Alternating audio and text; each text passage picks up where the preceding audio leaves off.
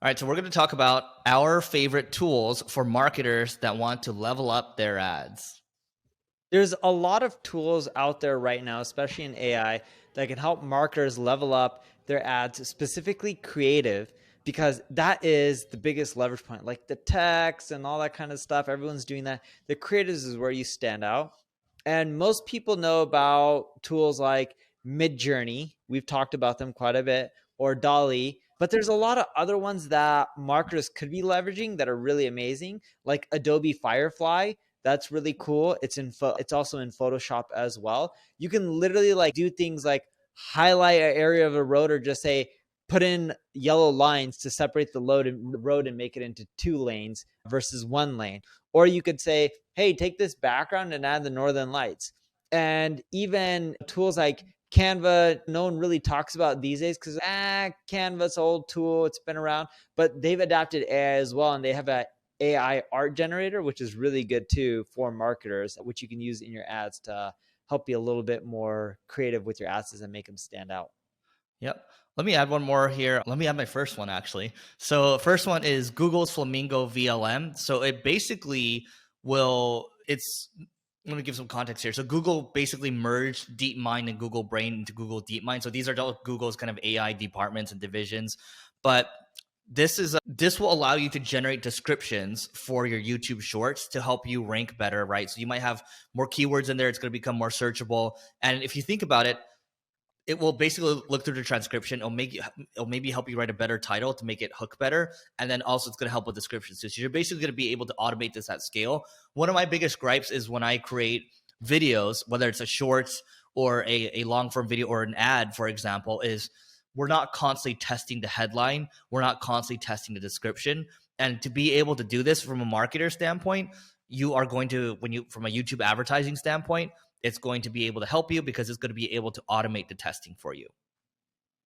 Yeah, and Google ended up doing quite a bit more as well. They had a marketing live event recently, and they announced some AI tools that help advertisers as well. One of them, they gave an example of cat food. Let's say you're creating ads for cat food. You can just click a button, it'll generate a lot of concepts and examples. And best of all, what they also do within their AI is they can end up doing it where you can even see pictures of the ingredients within the cat food, and it'll help you create ads just for that. So they ended up releasing quite a bit of cool stuff within there. I don't know what the exact name of their, what is it called, their generator is, but it looked really cool from what I saw. I haven't played around with it yet. I don't know if they've actually released it yet, but I know in their AI features, you just click a button like generate images, and it's text-based prompts as well. And they can give you thousands and thousands of options. So that way it's a little bit easier for you as a marketer. Same with Midjourney. People always talk about personalization. You can end up taking products and start putting, let's say you're selling baby clothes, you can start putting different gender babies and all that kind of stuff and races within the clothes so you can have variety. So you don't that way just have pictures for one gender or one race with your clothes. All right. So next one is Daddy's on the phone, baby, right Google now. You announced can ask they mommy. have a new audio model. There's a new audio model called Soundstorm, and it can imagine this. It can basically create a full conversation of Neil and I talking, and you wouldn't be able to tell the difference. And so it can basically there's already these language models that are out there. They're called LM. So Audio LM was a language model, but it can operate 100 times faster and produce 30 seconds of audio in just half a second, right? And so what that tells me is that you can create audio ads. And so now I was actually talking about Neil creating an ad, and I don't even need to go ask him anymore. I'm just going to go create a Neil Patel ad for this podcast and done deal. Or we can have a full on conversation. That's scary because we can make full on episodes now, perhaps, and we can just promote them using paid ads, whether they're audio ads or whether they're video ads. Dude, and what's crazy is like just fast forward, I would call it 6 months. I bet there's going to be a really amazing products to create video ads that are commercial grade through AI. They may not be It's as already good. happening. Yeah, they may not be as good as the Super Bowl, but people are already working on this, and they have been working for a while.